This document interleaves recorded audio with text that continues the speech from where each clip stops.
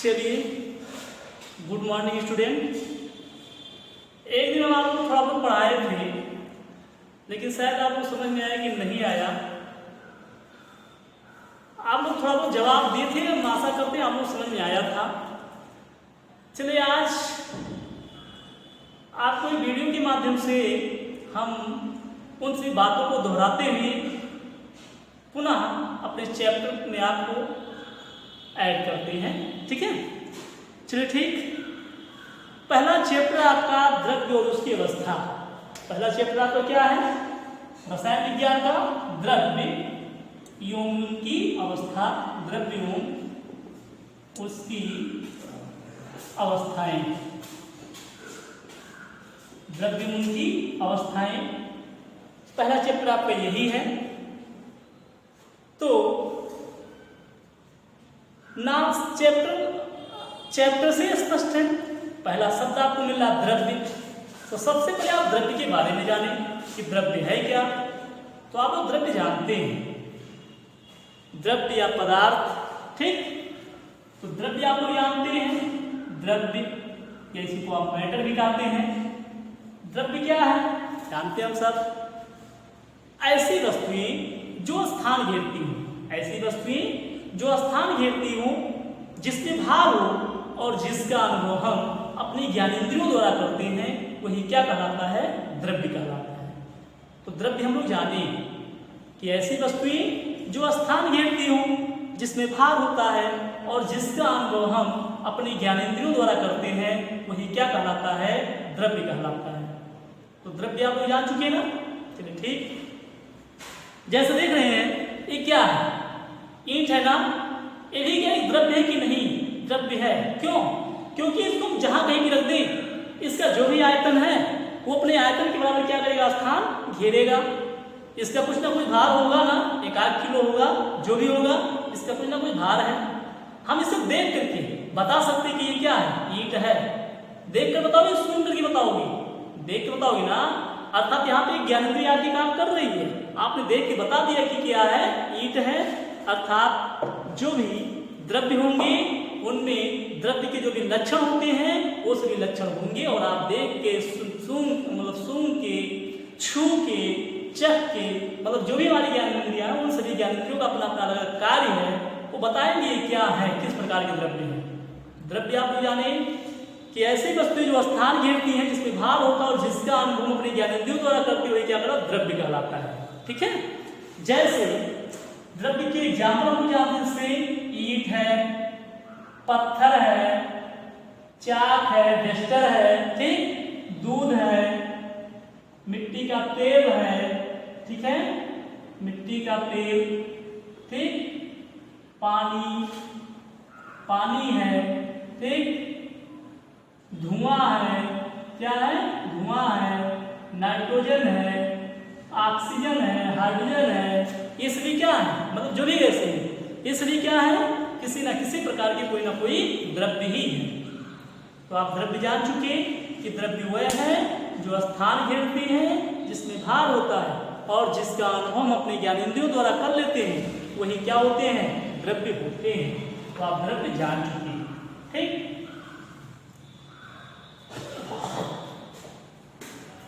हम जानते हैं कि द्रव्य क्या करते हैं? स्थान घेरते हैं। कैसे स्थान घेरते हैं आप लोग जानते हैं। जैसे हम ईंट भी आपको दिखाए, ईंट को हम अगर जमीन के अंदर रखना चाहें तो हमें क्या करना होगा? उसके आयतन के बराबर में जमीन में से मिट्टी को क्या करना होगा? निकालना होगा। उसके बाद फिर उसमें सेट कर सकते हैं ना। तो अपने आयतन के बराबर स्थान घेर रहा है कि नहीं? घेर रहा है। ठीक, भार है तो बताइए भार उसका। दूसरा उदाहरण आपको हम दें, आप लोग साइकिल चलाते हैं, साइकिल के टायर में ट्यूब लगा होता है। ट्यूब में हम लोग क्या भरते हैं? हवा भरते हैं। ट्यूब में हवा भरते हैं ना। ट्यूब क्या होती है? फूल जाती है। क्यों फूल गई? क्योंकि उसमें कोई ना कोई गैस भरी है। ठीक, गैस भी, जो भी गैस होगी किसी ना किसी प्रकार कोई ना कोई द्रव्य होते हैं। ठीक है, जैसे गुब्बारा है, गुब्बारा खाली होता है, हवा का भी भार होता है। हवा में भी क्या होता है? हवा भी एक द्रव्य है। हवा भी द्रव्य है कि नहीं? हवा भी द्रव्य है। क्यों? अगर हम देखना चाहिए देख सकते हैं। एक गुब्बारा लें, मतलब हवा, गुब्बारे में हवा ना भरा हुआ हो, एक गुब्बारा लें उसको हम तौल लें, उसका वजन कुछ आएगा। फिर गुब्बारे में हम क्या करें, गुब्बारे में फिर हम हवा भर दें, हवा भरा गया गुब्बारे में, जब हवा भरा गया गुब्बारा क्या हो गया, गुब्बारा फूल गया। गुब्बारा क्यों फूला, क्योंकि उसमें हवा भरा गया, ठीक। और उसमें हवा उतना ही भरा जितना गुब्बारे का आयतन है, वो अपने आयतन के बराबरी हवा को क्या करेगा, उसमें रख सकता है। नहीं तो अगर ज्यादा भर देंगे तो गुब्बारा क्या होगा, फट जाएगा। जैसे उसका आयतन ज्यादा होगा, तुरंत जैसे गुब्बारे के आयतन से हवा ज्यादा होगा गुब्बारे में, गुब्बारा क्या होगा, फट जाएगा। हम भार की बात कर रहे हैं, हवा में भी भार होता है। खाली गुब्बारे का द्रव्यमान ज्ञात कर लो, भार ज्ञात कर लो, फिर गुब्बारे में हवा भर के फिर गुब्बारे हवा सहित गुब्बारे का द्रव्यमान ज्ञात कर लो, दोनों के द्रव्यमानों में क्या होगा, अंतर आएगा, ठीक। खाली गुब्बारे का द्रव्यमान कुछ कम होगा, हवा सहित गुब्बारे का द्रव्यमान कुछ ज्यादा होगा। इससे क्या स्पष्ट होता है, हवा में भी भार होता है, हवा में भी भार होता है, ठीक। अगर प्रकाश की बात कर ले, बताइए क्या प्रकाश भी द्रव्य है, क्या प्रकाश द्रव्य है, आप बताइए प्रकाश द्रव्य है कि नहीं? नहीं, प्रकाश द्रव्य नहीं है। क्यों नहीं है? क्योंकि इसमें द्रव्य का कोई भी गुण नहीं पाया जाता। ना तो ये स्थान घेरता है, प्रकाश ना तो स्थान घेरता है, ना इसका भार होता है, ठीक है। हम प्रकाश को देख भी नहीं सकते, कि देख सकते हैं, नहीं देख सकते, महसूस कर सकते हैं। प्रकाश के द्वारा भी वस्तुएं दिखाई देती हैं, ठीक। तो प्रकाश का ना तो भार होता है, ना ही इसका, ना ही स्थान घेरता है, और ना ही इसे हम देख सकते हैं। और इसीलिए हम कह सकते हैं प्रकाश क्या नहीं, प्रकाश द्रव्य नहीं है। क्या हम गुब्बारे में प्रकाश को भर सकते हैं? नहीं। कमरा में, जैसे कमरा हमारा भरे अंधेरा हो, अंधेरा कमरा है, हम यहाँ पे लाइट जला देते हैं, पूरे कमरे में क्या होता है, प्रकाश ही प्रकाश हो जाता है। लेकिन हम उस प्रकाश को ना तो छू सकते हैं, ना पकड़ सकते हैं, ना उसका हम भार ही ज्ञात कर सकते हैं, ठीक। अर्थात द्रव्य का कोई भी लक्षण नहीं इसमें है, अर्थात इसे हम द्रव्य नहीं कह सकते। तो आप द्रव्य जान चुके, ठीक है। एक बार फिर से सुनिए, द्रव्य किसे कहते हैं? द्रव्य वह है जो स्थान घेरते हैं, जिसमें भार होता है, और जिसका अनुभव हम अपनी ज्ञानेंद्रियों द्वारा करते हैं, क्या कहलाता है, द्रव्य कहलाते हैं। आपको 2 पॉइंट क्लियर होगा। हवा क्या है? हवा द्रव्य है, जबकि प्रकाश द्रव्य नहीं है, ठीक। क्यों नहीं है बताया गया आपको। चलिए आगे हम लोग देखते हैं द्रव्य की अवस्थाएं। द्रव्य की अवस्थाएं, द्रव्य की भौतिक अवस्थाएं। द्रव्य की मुख्य रूप से 3 भौतिक अवस्थाएं हैं। द्रव्य मुख्य रूप से 3 भौतिक अवस्थाओं में पाया जाता है। कौन कौन है? पहला है ठोस। पहला कौन सा है? ठोस। दूसरा कौन सा है? दूसरा है द्रव। तीसरा कौन सा है? तीसरा है गैस। तीसरा कौन सा है? गैस है। तो आप लोग जानिएगा द्रव्य की 3 भौतिक अवस्थाएं हैं, या कोई भी द्रव्य है वो 3 भौतिक अवस्था में पाया जाता है। पहली भौतिक अवस्था कौन सी है? ठोस। दूसरी कौन सी है? द्रव। तीसरी कौन सी है? गैस। ये मुख्य रूप से 3 भौतिक अवस्थाएं हैं, लेकिन द्रव्य की और भी अवस्थाएं खोजी गई। हम लोग पढ़ते हैं द्रव्य की चौथी अवस्था कौन सी है? द्रव्य की चौथी अवस्था हम लोग पढ़ चुके, प्लाज्मा अवस्था है। द्रव्य की चौथी अवस्था कौन सी? प्लाज्मा। 5वीं अवस्था भी द्रव्य की खोजी जा चुकी है। 5वीं अवस्था कौन सी है? बोस आइंस्टीन कंडेंसेट अवस्था। ये द्रव्य की 5वीं अवस्था है, ठीक है। तो कम से कम हम अगर 5 अवस्थाओं के बारे में न जाने, आप लोग 9th में हैं, तो कम से कम आप द्रव्य की 3 भौतिक अवस्थाओं के बारे में तो जाने ही, ठीक है। ठोस, द्रव और गैस। चलिए हम बताते हैं कि ठोस किसे कहते हैं। ठोस वे होते हैं जिनका आकार और आयतन दोनों क्या होता है? दोनों निश्चित होता है। दोनों निश्चित होता है, वे क्या होते हैं? ठोस होते हैं। ऐसे द्रव्य जिनका आकार और आयतन दोनों क्या होता है? दोनों निश्चित होता है, वो क्या होते हैं? ठोस होते हैं। तो आप ठोस जान चुके होंगे। जैसे अभी आपको ढेर सारे उदाहरण दिए गए, उन सभी उदाहरणों में से आप किसको बता सकते हो कि ठोस है? जैसे आप बता सकते हो ईंट है। क्या है? ईंट है, पत्थर है, चाक है, डेस्टर है, ये शरीर किस अवस्था में है, ETC आदि। ये शरीर किस अवस्था में है, ये शरीर ठोस अवस्था में है। किस अवस्था में, ठोस। ठीक, तो आप लोग ठोस जाने की ठोस क्या होते हैं, कोई दिक्कत, ठोस जान चुके। ठीक, आगे अगला अवस्था हम द्रव्य की बताते हैं। द्रव्य की अगली अवस्था है द्रव। अब देखिए द्रव्य और द्रव में अंतर है। द्रव्य आपको बताया ये क्या है और द्रव क्या है। द्रव द्रव्य की एक अवस्था है। द्रव क्या है, द्रव द्रव्य की एक अवस्था है। ठीक है, तो द्रव क्या होते हैं, ऐसे द्रव्य जिनका आकार क्या होता है, अनिश्चित होता है। ऐसे द्रव्य जिनका आकार अनिश्चित और आयतन क्या होता है, निश्चित होता है। आयतन क्या होता है, निश्चित होता है, द्रव कहलाते हैं। ऐसे द्रव्य जिनका आकार क्या होता है, अनिश्चित और आयतन क्या होता है, आयतन निश्चित होता है, वो क्या कहलाते हैं, वे द्रव कहलाते हैं। ठीक, जैसे किसी द्रव का नाम बताएं, जैसे दूध है, क्या है, दूध, पानी, मिट्टी का तेल, डीजल, ठीक, पेट्रोल, डीजल, पेट्रोल आदि। ये सभी क्या है, ये सभी किस अवस्था में पाए जाते हैं, ये सभी द्रव अवस्था में पाए जाते हैं। तो आप द्रव भी जाने कि द्रव क्या होते हैं। ठीक, ऐसे द्रव्य जिनका आकार अनिश्चित और आयतन क्या होता है, आयतन निश्चित होता है, वो क्या कहलाते हैं, वे द्रव कहलाते हैं। क्या कहलाते हैं, द्रव कहलाते हैं। तो ये भी आप लोग जान चुके। ठीक, द्रव भी आप लोग जान चुके। ठीक है, ठोस द्रव आप लोग जान चुके।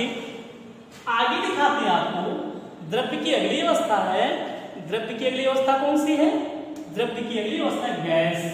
ठीक, तो द्रव्य की अगली अवस्था गैस के बारे में बताते हैं कि ऐसे द्रव्य जिनका आकार, ऐसे द्रव्य ऐसे पदार्थ जिनका आकार और आयतन, जिनका आकार और आयतन दोनों क्या होता है, दोनों अनिश्चित होता है। दोनों क्या होता है, अनिश्चित होता है। दोनों अनिश्चित होता है, वे क्या होते हैं, वे गैस होते हैं। ऐसे पदार्थ जिनका आकार और आयतन दोनों अनिश्चित होता है, वो क्या होते हैं, गैस होते हैं। जैसे किसी गैस का उदाहरण, जैसे हाइड्रोजन है, ऑक्सीजन है, नाइट्रोजन है, ठीक, क्लोरीन, ब्रोमीन, ये सभी किस अवस्था में पाए जाते हैं, गैसीय अवस्था में पाए जाते हैं। कार्बन डाइऑक्साइड है, धुआं है, ये सब किस अवस्था में पाए जाते हैं, गैसीय अवस्था में पाए जाते हैं। तो आप लोग जान चुके ठोस, द्रव और गैस के बारे में थोड़ा बहुत जाने ना, ठोस, द्रव, गैस क्या है, ये आप लोग जान चुके। ठीक है, नोट कर लीजिए, इस बार मिटा देते हैं। ठीक, नोट कर ले।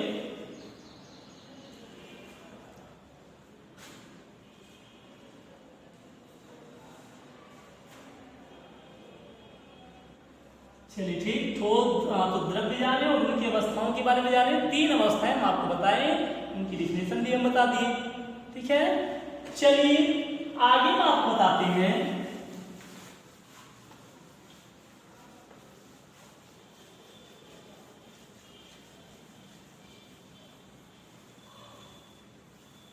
ठोस, द्रव, गैस जान चुके। आगे मैं आपको एक और बता देते हैं, अगर ठोस, द्रव, गैस जान चुके तो यहाँ पे अवस्था परिवर्तन बता देते हैं। ठीक है, द्रव्य की अवस्था परिवर्तन, द्रव्य की अवस्था परिवर्तन, द्रव्य की अवस्था परिवर्तन, द्रव्य की अवस्था, द्रव्य का अवस्था परिवर्तन, द्रव्य का अवस्था परिवर्तन। ठीक, अवस्था परिवर्तन मतलब एक अवस्था से दूसरी अवस्था में बदलना।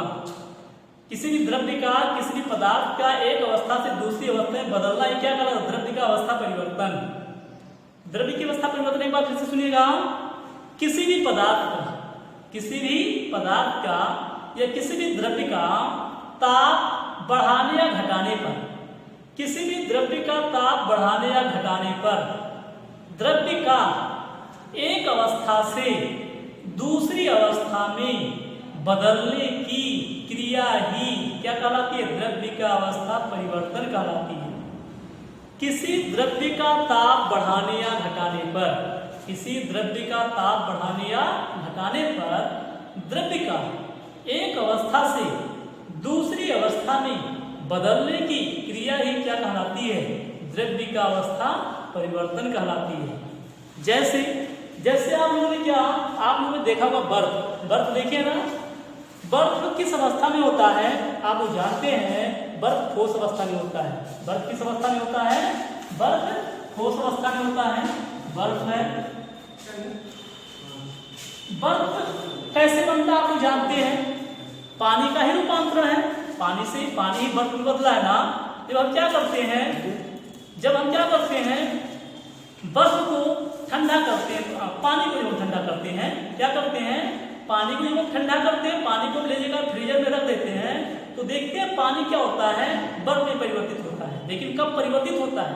जब फ्रीजर का ताप 0 डिग्री सेंटीग्रेड ताप हो जाता है। फ्रीजर का ताप कितना होता है? 0 डिग्री सेंटीग्रेड हो जाता है, तब पानी किसमें परिवर्तित हो जाता है? बर्फ में परिवर्तित हो जाता है। तो देखिए यहाँ पे बर्फ है, बताओ बर्फ किस अवस्था में है? बर्फ ठोस अवस्था में है। बर्फ किस अवस्था में है? ठोस अवस्था में है। अगर हम क्या करें, अगर हम बर्फ को थोड़ा सा गर्म कर दें, बर्फ को क्या कर दें? बर्फ को थोड़ा सा गर्म कर दें। बर्फ को गर्म करने पर बताओ, जब बर्फ को हम गर्म करते हैं तो बर्फ किस में परिवर्तित हो जाता है? बर्फ पानी में परिवर्तित हो जाता है। बर्फ किस में परिवर्तित होता है? पानी में। और आप बता सकते हैं पानी किस अवस्था में होता है? पानी किस अवस्था में होता है? द्रव अवस्था में होता है। पानी किस अवस्था में होता है? द्रव अवस्था में। फिर पानी को हम क्या करें? पानी को भी हम गर्म करें। पानी को गर्म करने पर, पानी को जब गर्म कर दो तो पानी किस में परिवर्तित हो जाता है? पानी वाष्प में परिवर्तित हो जाता है। पानी किस में परिवर्तित होता है? वाष्प में। और पानी किस अवस्था में होता है? पानी वाष्प किस अवस्था में होता है? वाष्प गैस अवस्था में होता है। वाष्प किस अवस्था में होता है? गैस अवस्था में होता है। देख रहे हैं आप ना कि जब हम बर्फ को क्या करते हैं? गर्म करते हैं तो बर्फ पानी में परिवर्तित होता है। पानी को जब हम गर्म करते हैं तो पानी किस में परिवर्तित होता है? वाष्प में परिवर्तित होता है। हो रहा है ना। पुनः अगर हम वाष्प को क्या कर दें? वाष्प को अगर ठंडा कर दें, वाष्प को क्या कर दें? वाष्प को ठंडा करने पर, वाष्प को ठंडा करने पर वाष्प किस में परिवर्तित होता है? पानी में। वाष्प को जब ठंडा करते हैं तो वाष्प किस में परिवर्तित होता है? पानी में। फिर पानी को अगर हम क्या कर दें? पानी को अगर हम ठंडा कर दें तो पानी किस में परिवर्तित हो जाता है? पानी बर्फ में परिवर्तित हो जाता है। पानी किस में परिवर्तित होता है? बर्फ में। तो आप यहाँ पे देख रहे हैं, एक पदार्थ किसी दूसरी अवस्था में बदल रहा है कि नहीं? एक पदार्थ किसी एक अवस्था से किसी दूसरी अवस्था में बदल रहा है ना। कब बदल रहा है? जब हम ताप बढ़ाया घटा रहे हैं। जब ताप बढ़ाते या घटाते हैं तो द्रव्य एक अवस्था से दूसरी अवस्था में बदल रहा है, और यही क्या कहलाता है? द्रव्य का अवस्था परिवर्तन। मतलब किसी भी द्रव्य का ताप बढ़ाने या घटाने पर द्रव्य का एक अवस्था से दूसरी अवस्था में बदलने की क्रिया ही क्या कहलाती है? द्रव्य की अवस्था परिवर्तन कहलाती है। देखिएगा, जैसे आप बताया गया बर्फ ठोस अवस्था में होता है। बर्फ को जब हम गर्म करते हैं तो बर्फ पानी में परिवर्तित होता है, पानी द्रव अवस्था में होता है। पानी को जब हम गर्म करते हैं तो पानी किस अवस्था में? वाष्प में बदल जाता है। ताप बढ़ाया जा रहा है यहाँ पे ना, यहाँ से लेकर यहाँ तक ताप बढ़ाया गया। पुनः आप देखिए, हम वाष्प को जब ठंडा करते हैं, वाष्प को क्या करते हैं? ठंडा करते हैं। जब वाष्प को ठंडा करते हैं तो पानी बदल गया। अब ताप घटा रहे कि नहीं? ताप घटा रहे ना, तो धीरे धीरे इसमें परिवर्तित हो जाता है। यही कहलाता अवस्था परिवर्तन। ठीक, तो द्रव्य का अवस्था परिवर्तन भी आया होगा लगभग समझ में आपको। चलिए, आप लोग इतना पढ़े, इतना बहुत है। अगले दिन हम कल आपको पढ़ाएंगे। अगला वीडियो जो भी आपका होगा उसमें आपको भेजेंगे क्या, मतलब चाहे ठोस द्रव और गैस में अंतर, और जो और कुछ एक सिद्धांत होगा उस सिद्धांत को भी हम बताएंगे आप लोगों को। ठीक है, बस इतना आप लोग पढ़िएगा, इतना क्लियर कीजिएगा। अगर कोई समस्या होती है तो आप अपने व्हाट्सएप ग्रुप पे बता दीजिएगा, वहाँ पे हमें सूचना मिल जाएगी। ठीक, ओके, थैंक यू।